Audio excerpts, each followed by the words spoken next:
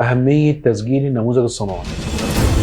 النموذج الصناعي بيفيدني في ان انا باخد من المكتب الحكومي الشكل او التصميم او الشيب اللي انا شغال بيه ده ملكي. ايه الفرق ما بين النموذج الصناعي والعلامه التجاريه؟ النموذج الصناعي هو الشكل بتاع المنتج او الشيب بتاع المنتج او كل تشابك بخطوط يؤدي الى تصميم مبتكر. العلامه التجاريه هي كل اسم او شكل بيرمز الى خدمه او منتج.